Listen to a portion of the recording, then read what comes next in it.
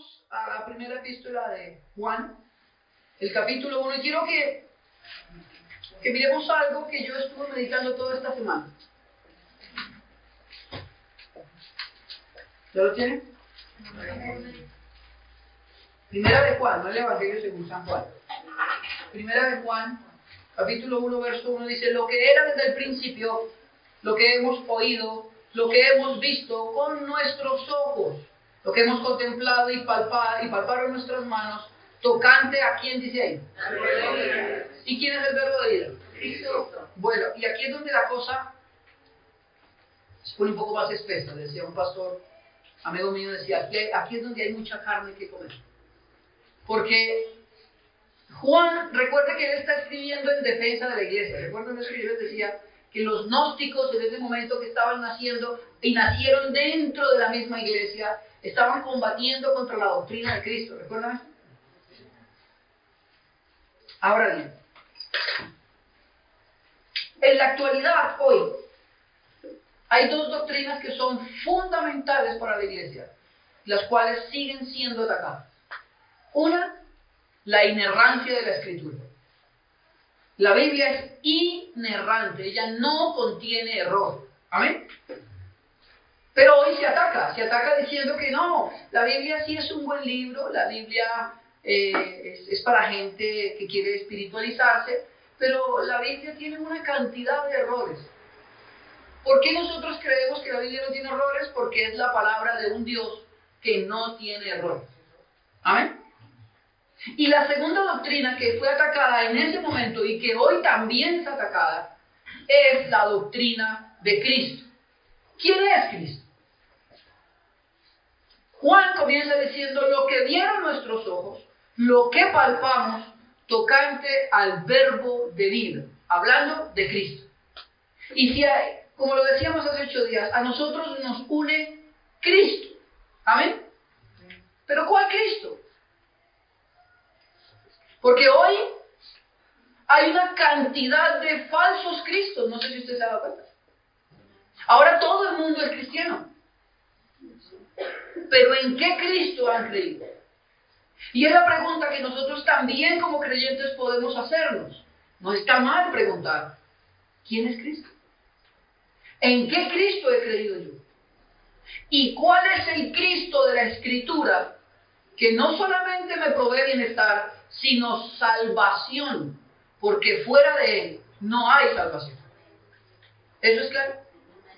Hoy encontramos una cantidad de doctrinas donde Jesús no es Dios, Jesús es un creador, Jesús es una máquina porque produce plata, Jesús es un alcahuete, Jesús es mi amigo íntimo. Y yo quiero decirle algo, en un sentido, la Escritura sí dice que Jesús es su amigo. Recuerda Romanos capítulo 5, verso 1, dice que por el sacrificio de Cristo tenemos paz para con Dios. O sea, antes éramos enemigos y ahora ¿qué somos? Amigos. Por medio del sacrificio de Jesús. Eso es verdad. Somos amigos, tenemos una relación. Pero no es mi amiguis, mi amigo íntimo, mi parcerito. Jesús es el Señor de la creación. Y hoy yo quiero darle 6 declaraciones que definen quién es Cristo. Recuerde que esto es una doctrina fundamental. Si usted en su mente o en su corazón adora a un Cristo que no es el de las Escrituras, usted es un idólatra más. ¿Amén? Si nosotros creemos que Cristo es según mi idea, usted fabricó su propio ídolo.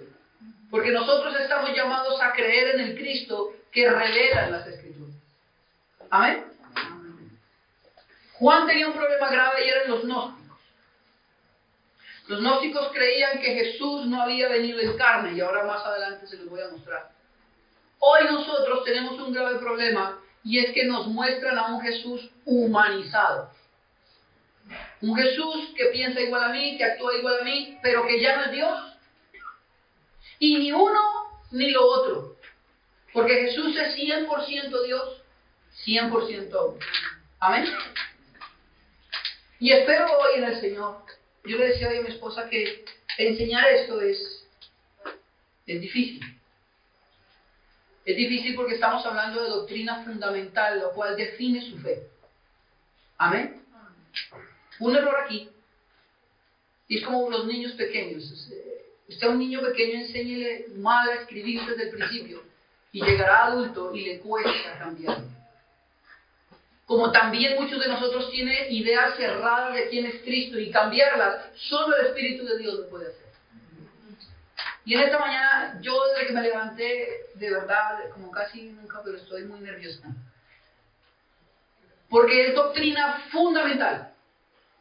Esto que enseñamos hoy define su fe como cristiano. Hay otras cosas, podemos hablar, no sé, de muchas otras cosas alrededor de esto. Pero definir el Cristo en el cual creemos es de suma importancia para la vida del creyente. ¿Amén? ¿Cómo lo vamos a empezar a definir? Estamos hablando de un autor. ¿Cuál es? ¿Cuál es el autor que hemos tomado esta vez? Juan. Pero vayamos a su evangelio. El evangelio según San Juan.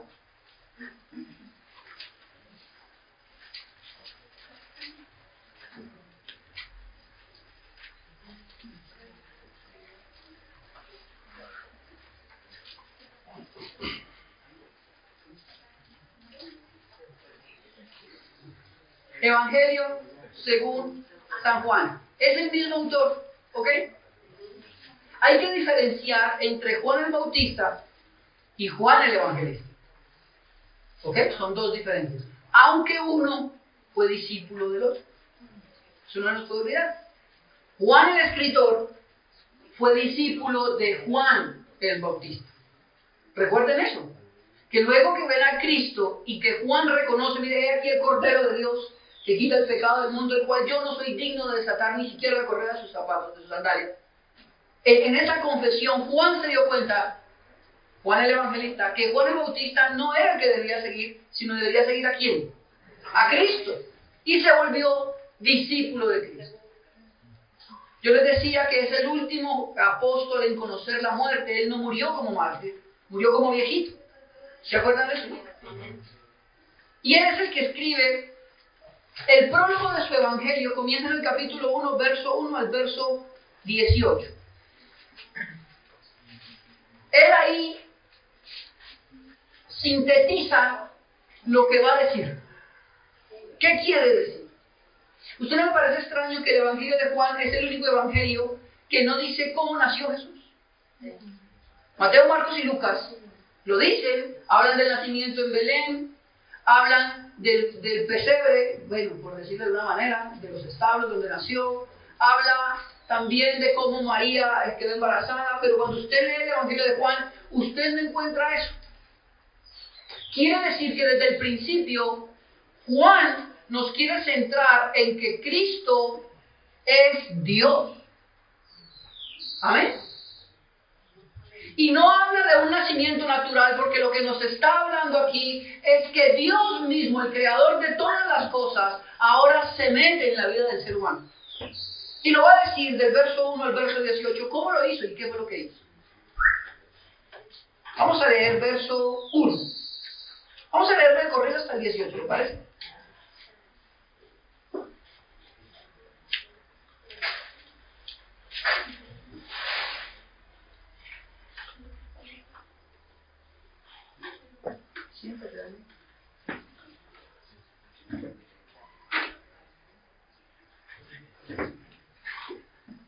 En el principio era el Verbo, y el Verbo era con Dios, y el Verbo era Dios. Este era en el principio con Dios. Todas las cosas por Él fueron hechas, y sin Él nada de lo que ha sido hecho fue hecho. En Él estaba la vida, y la vida era la luz de los hombres.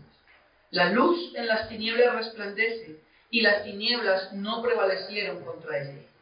Un hombre enviado de Dios, el cual se llamaba Juan. Este vino por testimonio, para que diese testimonio de la luz, a fin de que todos creyesen por él. No era él la luz, sino para que diese testimonio de la luz. Aquella luz verdadera que alumbra a todo hombre venía a este mundo. En el mundo estaba, y el mundo por él fue hecho, pero el mundo no le conoció. A los suyos vino, y a los suyos no le recibieron. Mas a todos los que le recibieron, a los que creen en su nombre, les dio potestad de ser hechos hijos de Dios. Tiene la característica de estos hijos de Dios, los cuales no son engendrados de sangre, ni de voluntad, ni de carne, ni de voluntad de varón, sino de ¿quién? O sea que usted, ¿quién lo engendró? Dios. Vuelve a retomar. Bueno, vuelve a retomar es una pregunta. Retoma. Verso 14. Y aquel verbo fue hecho carne y habitó entre nosotros. Y vimos su gloria, gloria como la del unigénito del Padre, lleno de gracia y de verdad. Eso hay que subrayar. Lleno de gracia y de verdad. Juan dio testimonio de él y clamó diciendo: este es de quien yo decía, el que viene después de mí es antes de mí, porque era primero que yo. Porque de su plenitud tomamos todos, y gracia sobre gracia. Pues la ley por medio de Moisés fue dada, pero la gracia y la verdad vinieron por medio de Jesucristo. A Dios nadie le vio jamás. El unigénito Hijo que está en el seno del Padre, Él le ha dado a conocer. Ese es el resumen del Evangelio. Y ahora Juan va a poner en orden quién es Cristo. Y trataremos en esta mañana de hacerlo nosotros también. Lo primero que quiero decirles está en el verso 1. Dice: en el principio era el verbo. En el principio. ¿Cuál principio? ¿En el principio del Evangelio?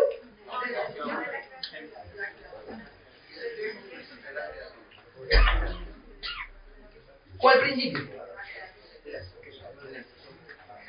Si nosotros pensáramos que ese era el principio del texto, estaríamos hablando de un Jesús que fue inventado por Juan. ¿Ok?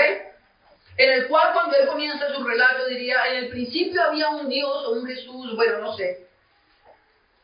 Estaríamos hablando de un Jesús creado. ¿Ok? Pero cuando él habla del principio, se está remitiendo al principio de Génesis, capítulo 1, verso 1. Por lo tanto, el primer punto que está la primera premisa de Juan es la preexistencia de Cristo, la cual defiende desde el testimonio de Juan. Usted lo puede leer ahí. Verso 15. Juan dio testimonio de él y clamó diciendo: este es de quien yo decía, el que viene después de mí es antes de mí, porque era primero que yo. Pero ¿cómo así? ¿Cómo podía ser primero que yo?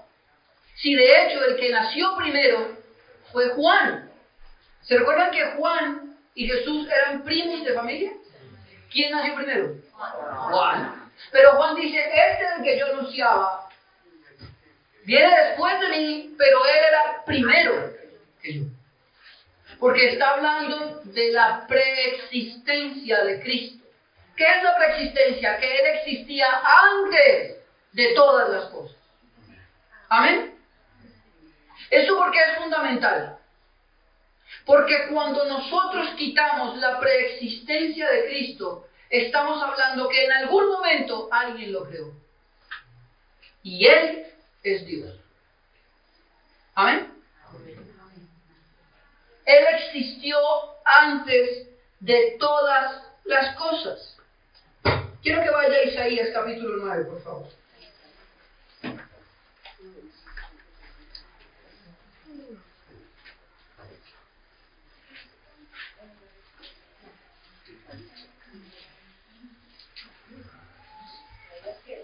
Nueve.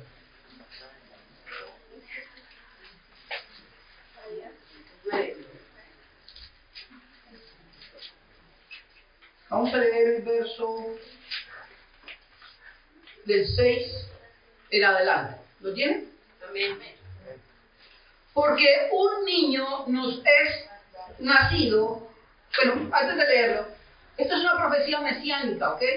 Que se dieron 750 años de que Jesús naciera. ¿Quién la da? Isaías. Isaías. Esto realmente es profético, ¿por qué? Porque él estaba viendo una parte del panorama. ¿Qué vio Isaías? Isaías vio al siervo sufriente, que usted lo ve en Isaías capítulo 53, vio el sacrificio de Jesús, y él ve que en ese sacrificio muchos son perdonados, pero él no ve la iglesia. ¿Ok? Él no ve el resultado de ese sacrificio, pero sí ve quién es el autor del sacrificio, porque él dice que Dios mismo sacrificó a su hijo. Usted lo puede leer en el capítulo 53 de Isaías. Pero en el capítulo 9, él está hablando de cómo nacería, y mire lo que dice. Porque un niño nos es nacido, hijo nos es dado, y el principado sobre su hombro, y se llamará su nombre.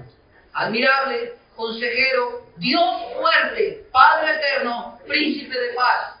¿De quién está hablando Isaías? ¿Y qué título le está dando? Le repito. Admirable, consejero, Dios fuerte, Padre eterno, príncipe de paz. Cuando habla de Padre, está dándole el título de la eternidad que solo le compete a Dios. 750 años antes de que Cristo naciese, como hombre, ya estaban diciendo quién era. Ahora mire el texto, dice, es un niño nos es nacido, un hijo nos es un niño nos es nacido, claro, nació un niño del vientre de María, pero el hijo que nos es dado, ese hijo que es dado, siempre existió. ¿Me hago entender aquí? Siempre existió. Cristo no es un invento de los hombres. Cristo es Dios. ¿Cómo se lo quiero mostrar también? Miren también en el primer capítulo del Evangelio de Juan, en el verso 1. Vuelvo otra vez a Juan.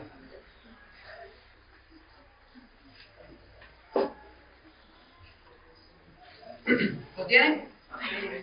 Hoy vamos a movernos en la Biblia. Juan 1:1 dice, en el principio, ¿qué dice ahí?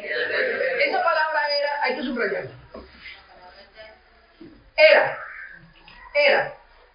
Ese era quiere decir que antes del principio Cristo ya estaba presente y no fue creado en el principio. En el principio era, ya existía. ¿Es claro eso?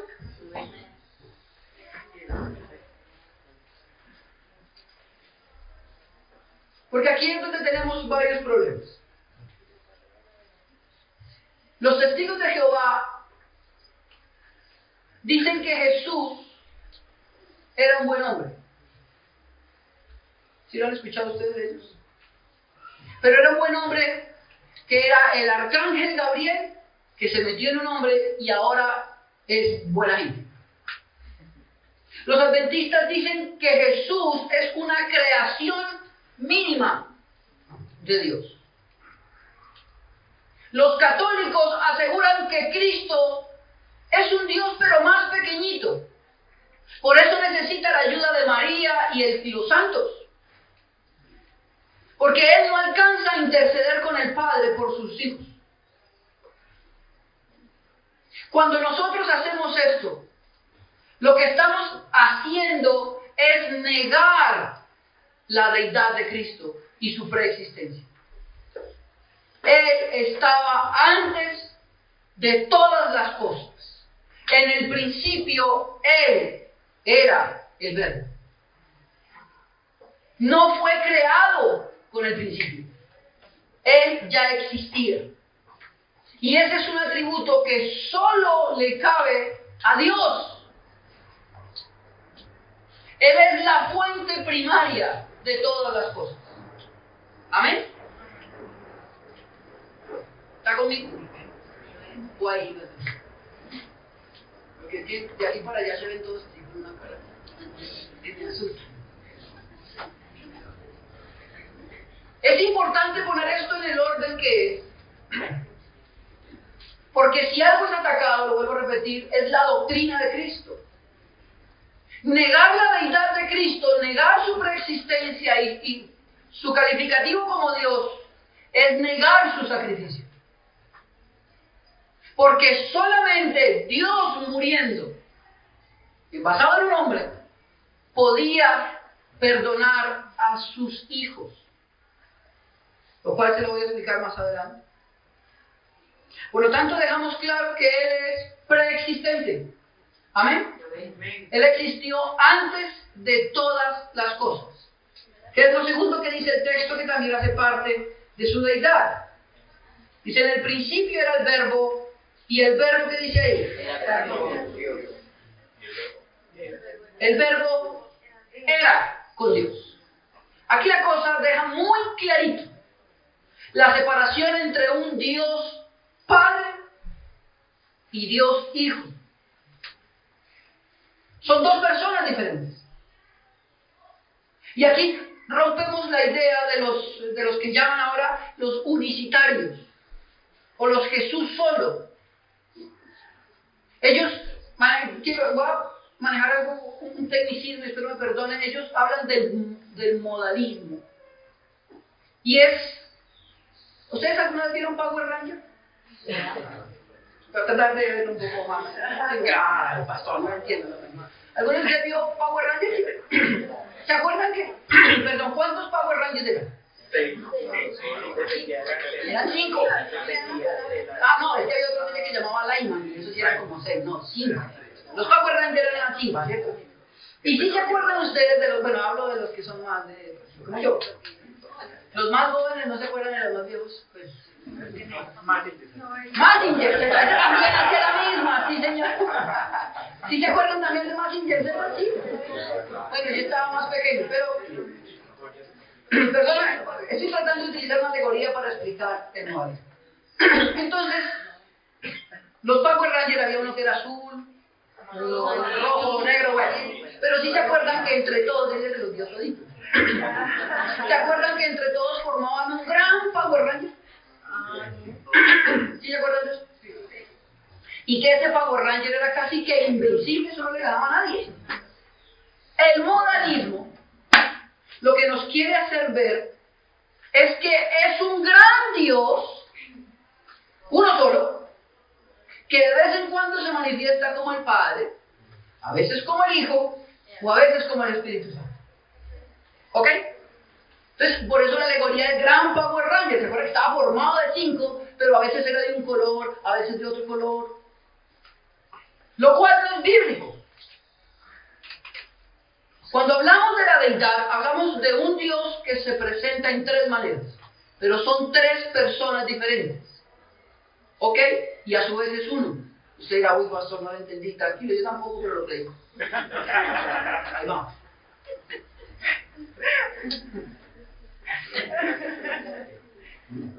Porque si hay un misterio,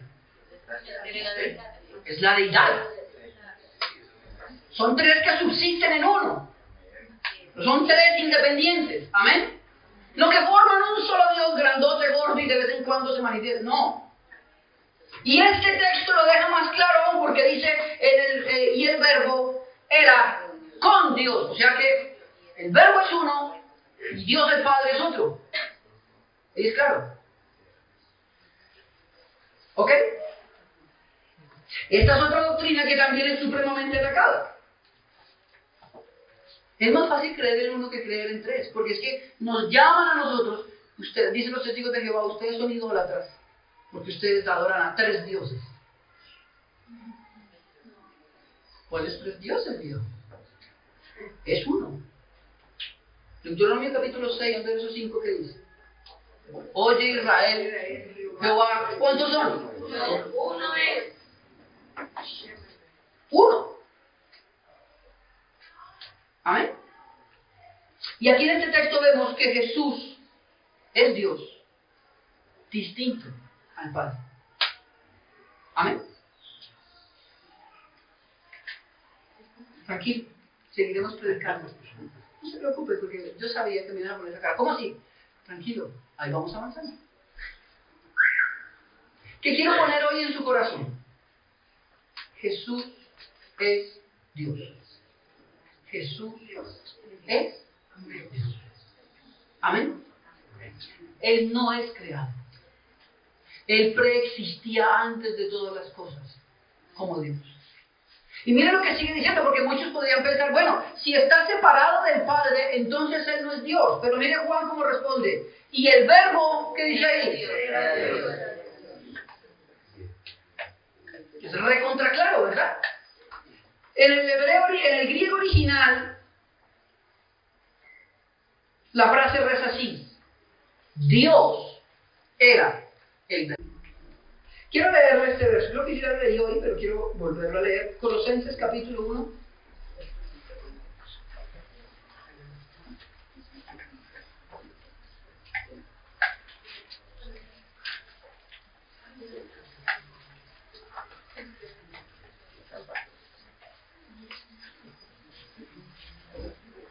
Colosenses capítulo 1, verso 15 en adelante.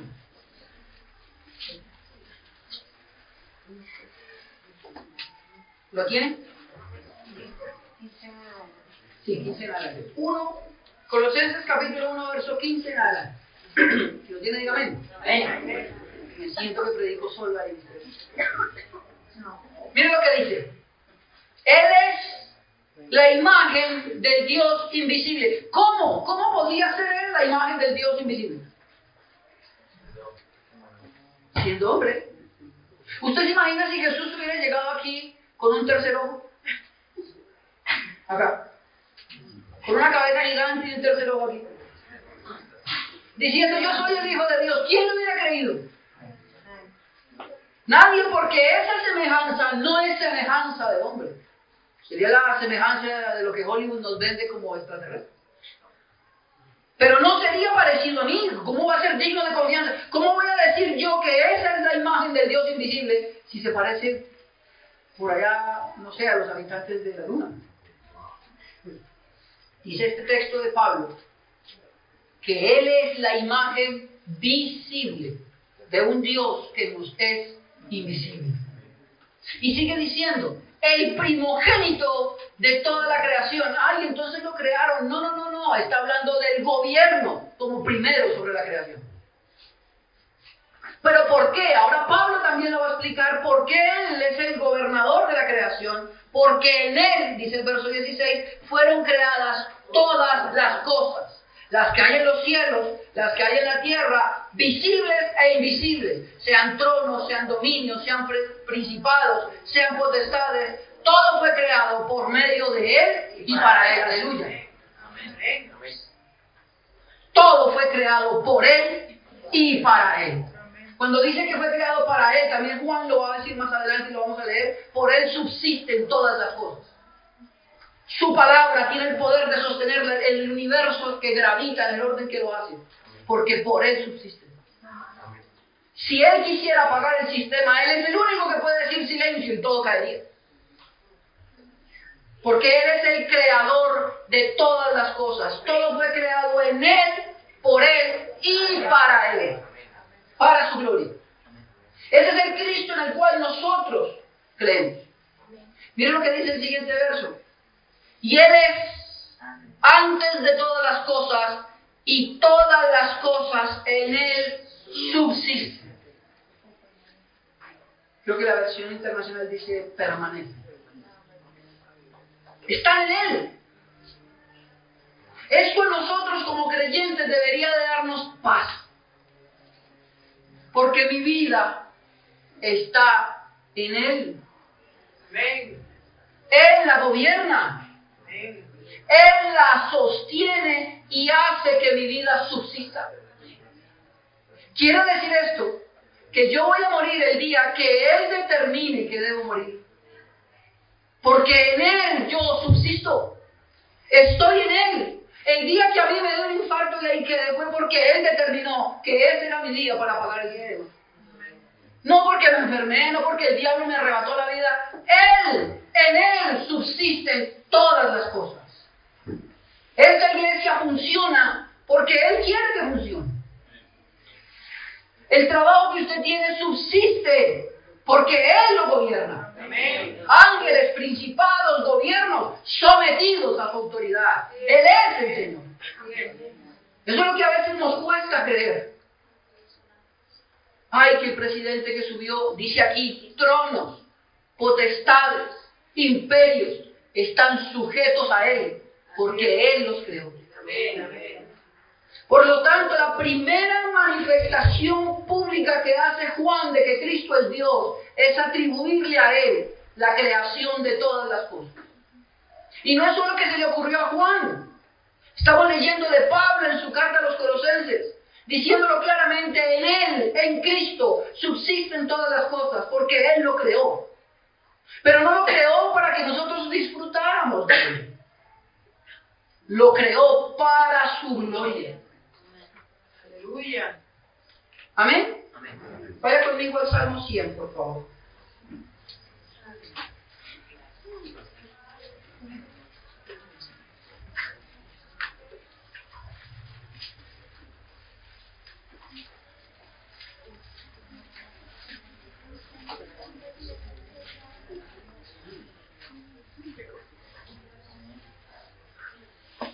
¿Ya lo tiene?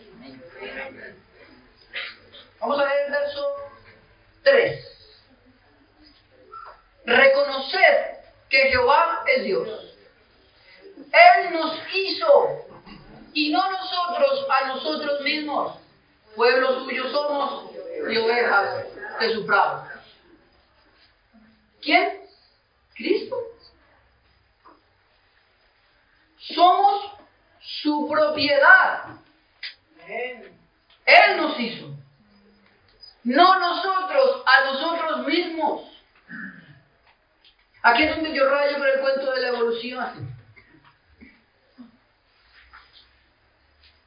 Que la nada generó una partícula y esa partícula empezó a hacer crecer las cosas. Es difícil creerlo. Se necesita más fe para creer en eso que creer en lo que dice la Biblia. Pero la Biblia dice que en Él fuimos creados. Usted y yo. Y todas las cosas que usted ve en la tierra fueron creadas por Él. Amén. Amén. Él es creador. Y esto es otra razón para que el creyente tenga paz en su corazón. Saber que de Él es la fuente que produce todo lo que nosotros necesitamos. Que usted, en vez de salir corriendo donde su tío para que le provea, usted debería venir a Cristo, que es el creador de todas las cosas y puede proveer para su necesidad. Pero muchos de nosotros no lo han entendido y ve a Cristo como un enano metido entre una caja, que no es capaz de salirse por sí solo. Ese no es mi Cristo ni el que la Biblia enseña. El que la Biblia enseña es el Señor que creó todas las cosas y rige con autoridad y está pendiente de mi subsistencia y provee lo que yo necesito. Debería llenar nuestro corazón de fe, saber que puedo venir a un Dios, a un Cristo que es creador de las cosas, el cual puede suplir lo que yo necesito. Él sí. Porque Él sostiene, le repito, sostiene el universo con el poder de su palabra. ¿Sostendrá su vida? Pero como hemos visto a Cristo de una manera diferente. Pequeñito. Mediocre. Perdónenme la expresión que voy a utilizar, pero así lo hemos visto. Un Cristo a veces medio gay. Que está esperando que Él viene a rogarle a sus hijos: por favor, cree en mí. Con lágrimas grandototas en su rostro: por favor, acéptame. Ese no es Cristo. Cristo rige sobre su creación. ¡Aleluya! Y Cristo ha doblado su corazón y el mío aún cuando no lo queríamos hacer, para adorarle a Él. A un enanito que se esconde detrás de su papá para que lo defienda. Ese no es Cristo. Él es el creador. Amén. Creador de todas las cosas. Y no solo las creó, como dicen los deístas, y lo dejó suelto ahí. Que miren a ver cómo esa gente soluciona su problema. Dice que por Él subsiste esa creación. Algunos teólogos le llaman a esto la concurrencia, y es que Él está en concurrencia con su creación ahí, continuamente la hace mover. Si Él quisiera dejar de que las cosas se movieran, simplemente soltaría su mano y todo se iría al catástrofe. su vida y la mía. Si Él no gobernara nuestra vida, hacía rato nos habíamos podrido en el infierno. Si usted piensa por algún microsegundo que usted tiene la libertad de hacer lo que se le antoja y que nada en su vida tiene propósito, ha fallado a la verdad bíblica. Porque la verdad bíblica dice que Él ha gobernado cada instante de su vida. Y que todo lo que ha pasado en su vida es con un propósito, exaltarlo a Él. Aleluya. Aleluya. Ese es Cristo. Aleluya. En el que nosotros no solo deberíamos creer, estamos obligados a creer. Usted dirá, mi pastor, pero yo nunca he escuchado esas frases en un púlpito como obligado y que tengo.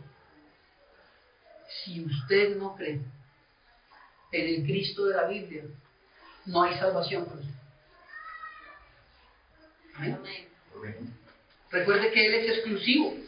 Yo soy la verdad. ¿Qué más dice? Camino, la verdad. Y nadie viene al Padre si no es por quién. ¿Más exclusivo para dónde? No hay otro camino. Por lo tanto, Juan dice, Él es el creador de todas las cosas. ¿Amén? Si lo cree, pues está en duda. Está ahí como que se dice, sí, ese pastor es tremendo religioso. No. Tranquilo, siga leyendo la Biblia y se da cuenta. ¿Qué más dice? Y es que se nos acaba el tiempo.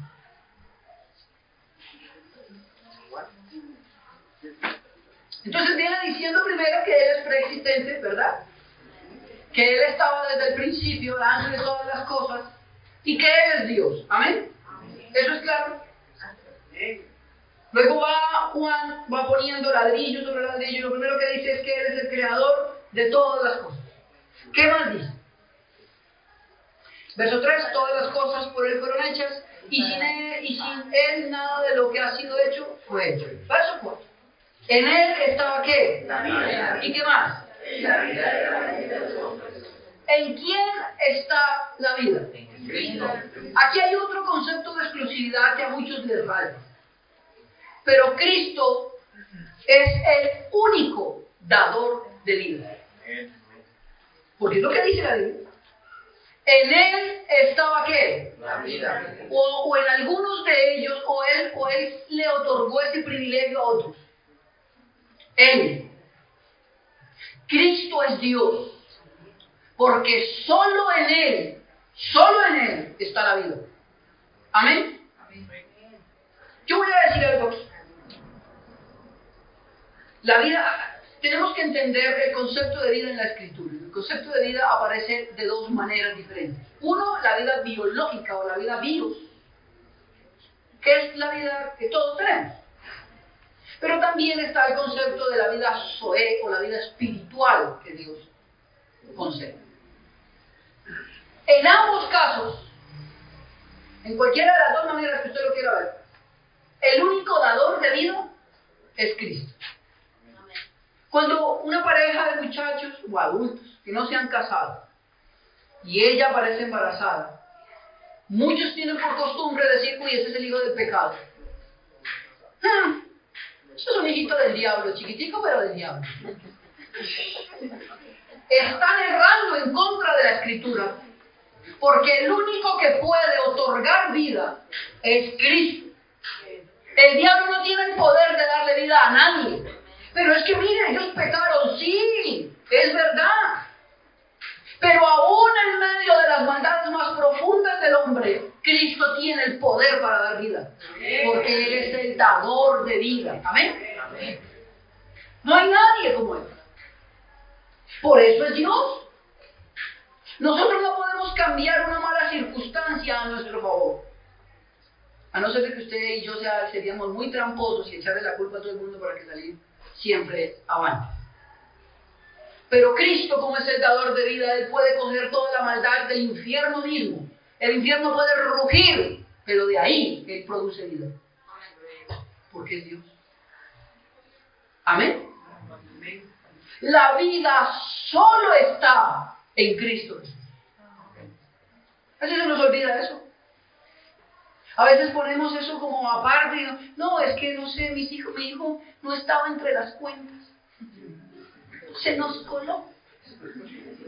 ¿Quién se le coló? Dios así lo estableció, Cristo se lo entregó. Pastor, es que un día me dijo así una persona. Mi papá me confesó hace unos años que yo no estaba entre sus cuentas. Que él no quería sino dos, pero aparecí yo. Y usted supiera ese muchacho cómo vivía sufriendo por eso. Y lo hice leer este pasaje y le dije, entiende que tú llegaste porque Cristo así lo quiso. Él produce vida. Produce vida. Y Él da vida a quien Él quiere. No está en otro lugar. No podemos correr a buscar la vida en medio de los profetas o en medio de científicos, a ver cómo producen. Nunca va a pasar. Porque el único que provee la vida es Cristo. Él, porque Él es Dios. Lo repito. Pero no solo se queda en este tipo de vida biológica. También una vida espiritual. Quiero que vaya conmigo a Efesios capítulo 2, por favor.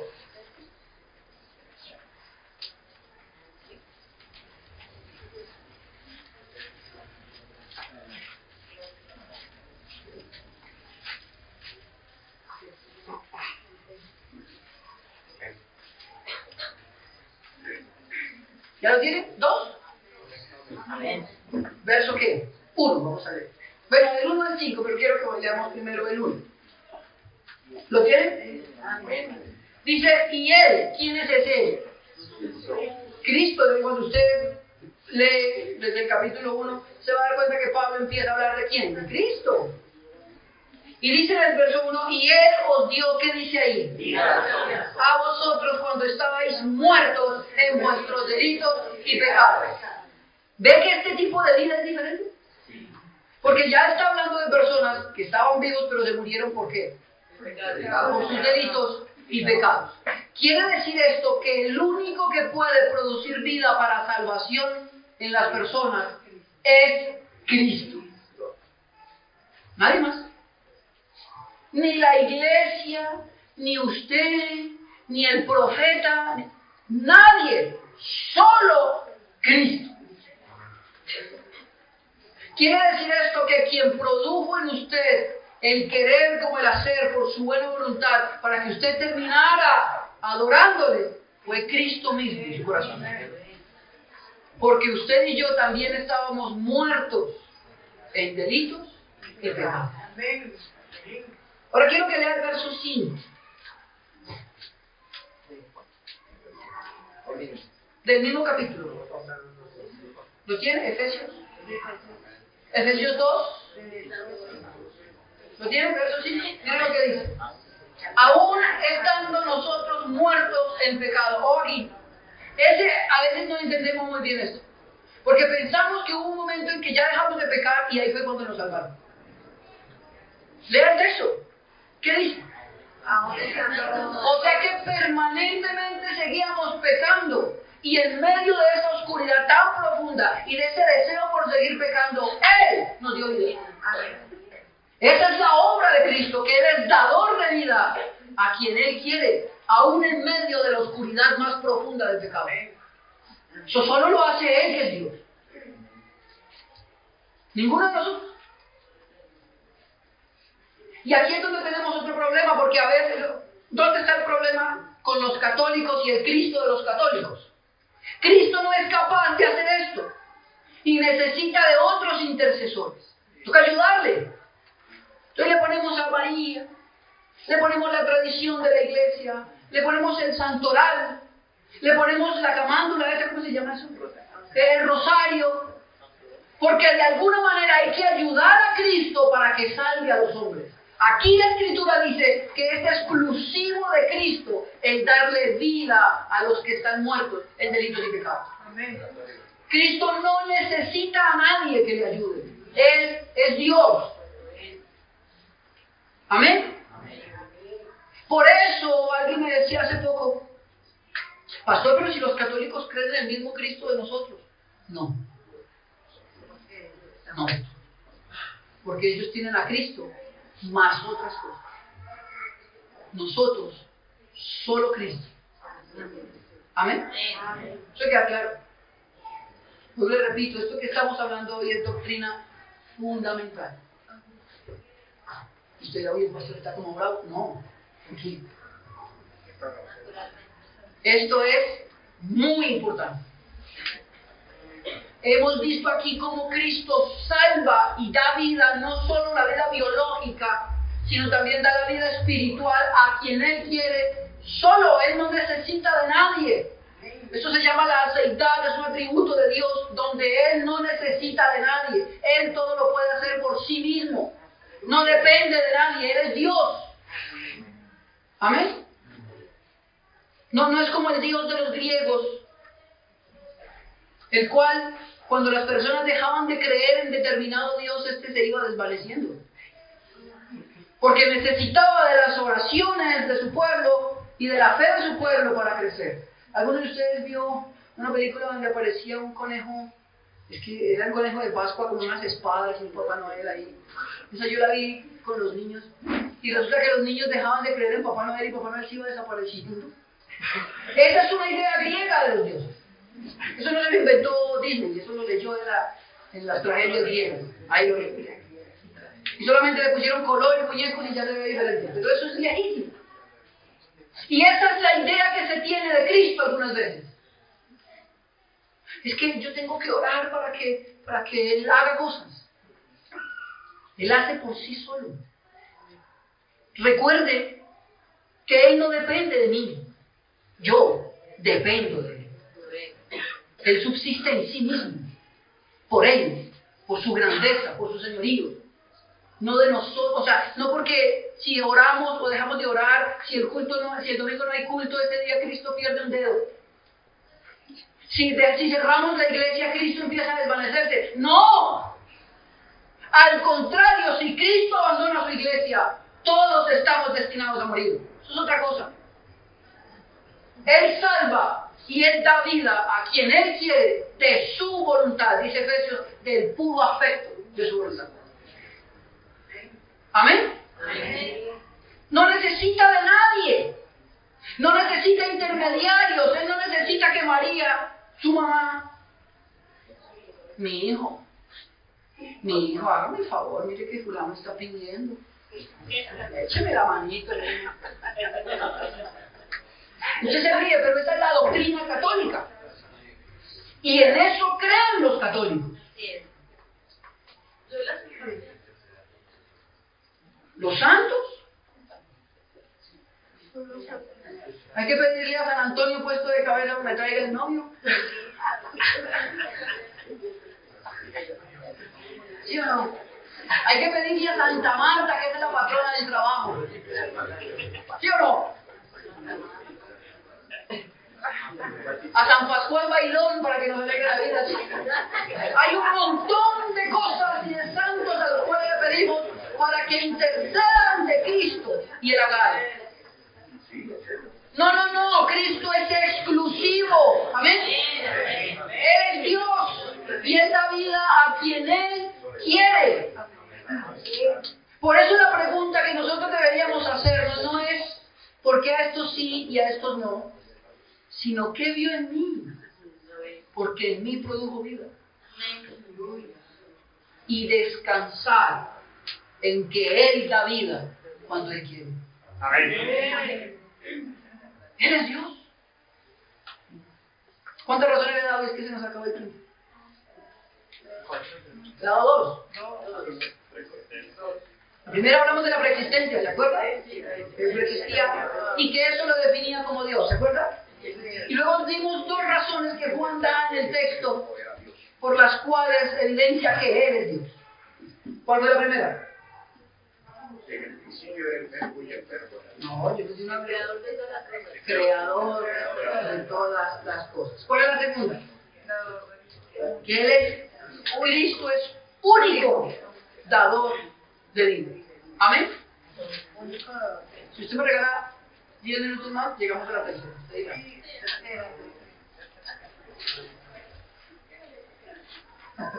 Usted es el pastor y es suyo.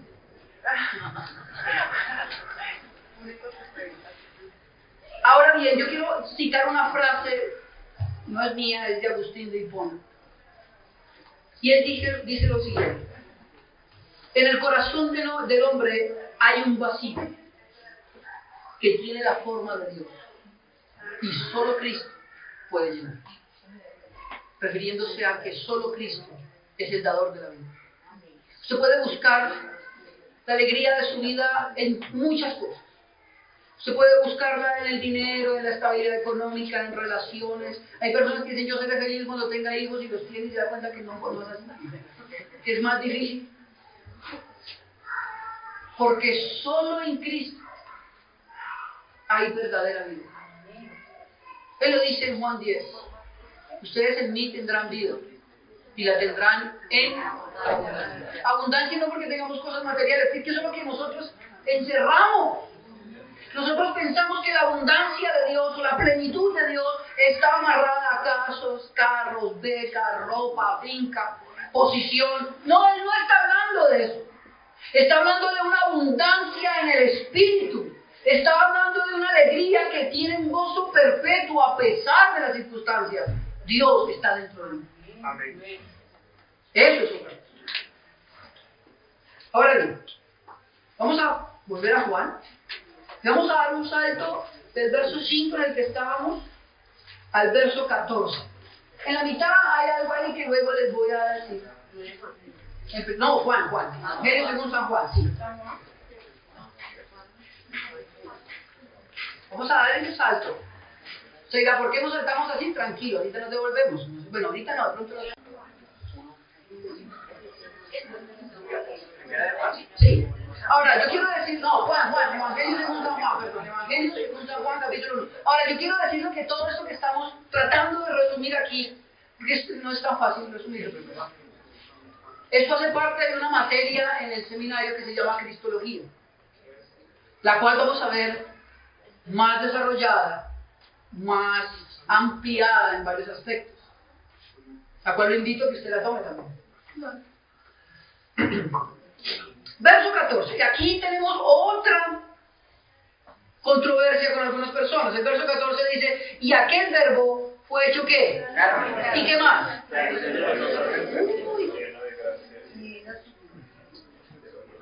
Aquí está el problema de los gnósticos. A usted un gnóstico le dice Cristo es Dios y le dice: claro, es un demiurgo. Cuando se lo digan no vaya a hacer esa cara, van a pensar que usted no sabe. ¿Qué es un demiurgo? Un demiurgo es un pequeño Dios creado por un Dios absoluto muy grande que envió a la tierra. ¿Ok? Ellos consideran que Cristo es un demiurgo, perdónenme el tecnicismo, pero es un Dios más enano, por decirlo así. Es un iluminado, en él podemos tener contacto con ese gran Dios, ellos le llaman el suprasentido. ¿Por qué utilizan palabras así? Porque usted también se refunda. Para eso lo dicen, para que usted diga: ¡ay, cómo sabe! No, eso es pura chacha. Suena bonito, pero es pura chacha. No, en serio. Entonces ellos lo llaman el suprasentido, y este demiurgo es el que nos da a nosotros el contacto con esa elevación superior. Y usted le puede decir: no, es que yo creo que Jesús es Dios, y él le va a decir: sí, yo también. El problema es cuando usted le diga: yo creo que Jesús es Dios, pero caminó con nosotros como un hombre más. ¿Cómo así? Si es que el Espíritu, que es tan santo y tan elevado, no puede estar tocando la materia. Y aquí es donde el texto a nosotros nos dice, mire, vuelvo a leer: y aquel verbo fue hecho carne y habitó entre nosotros. Y mire lo que dice Juan: y vimos su gloria como del unigénito del Padre, lleno de gracia y de verdad. ¿Y cómo vio su gloria? ¿Como un Dios etéreo? ¿Como un espíritu? No, la vio envasada en un hombre. Porque Cristo es Dios, pero estaba en un hombre, y era un hombre. Amén. Esto es fundamental. Es muy importante. Cristo era preexistente antes de la eternidad, sí. Era Dios, amén. Pero habitó entre nosotros como un hombre más. ¿Cómo lo hizo? Pues hermano, déjeme decirle que yo tampoco lo sé. Yo no le puedo explicar lo que algunos llaman la kenosis, y es, pero perdónenme, es un término teológico atrás. Y es como, siendo el Dios creador del universo, que su palabra sostiene todas las cosas, se encapsuló en un bebé. Y ahora María, cuando está amamantando este bebé, está amamantando a Dios mismo. ¿Amén? No es otro. Cuando María dio a luz en dolores de parto, paría a Dios mismo. Porque vino en semejanza de carne. ¿Amén? Uy, pastor, esa está. Pues no lea la Biblia. Porque eso es lo que dice la Escritura. Yo no le estoy diciendo nada de mi invención, eso es lo que dice la Escritura. Ahora, mire esto, quiero que vaya, antes de irnos ya para la casa. Hebreos capítulo 4, verso 15, por favor. Hebreos.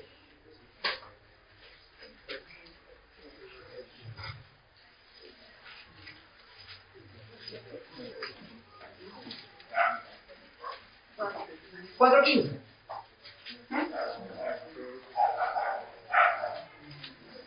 Vamos a leerlo desde el verso 14, ¿le parece? Hebreos 4, 14. ¿Lo tienen? ¿Lo tienen? Amén. Amén. Miren lo que dice. Por tanto, teniendo un gran sumo sacerdote que traspasó los cielos, Jesús, el Hijo de Dios, retengamos nuestra profesión. ¿Cuál profesión? De ser creyentes, como dice Mónica.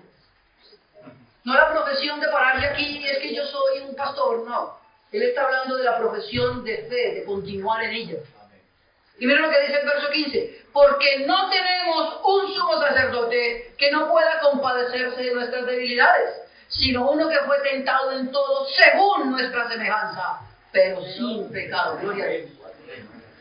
La única manera que Cristo, como Dios, tenía para compadecerse de su sufrimiento y del mío, era haber sido sujeto a ese mismo padecimiento. En semejanza de carne, lo vimos igual a un hombre, sujeto a los mismos padecimientos que usted y yo sufrimos en esta vida. Dice la Escritura que tuvo hambre, que tuvo frío, que lloró, que no tenía donde recostar su cabeza, como muchos de nosotros. Y por eso es que el escritor de Hebreos dice, Él se puede compadecer de nosotros, porque vivió lo mismo que nosotros, con una gran diferencia, no pecó al igual que nosotros. Él era Dios. ¿Amén? Ahora, miren lo que dice Juan con relación a esto. Vaya a primera de Juan nuevamente. Vaya al capítulo 4, al verso 2. Primera de Juan. Sí, primera de Juan, por favor, no al Evangelio. Primera de Juan, ¿se acuerda que ahí comenzamos? Que nos volvemos ahí.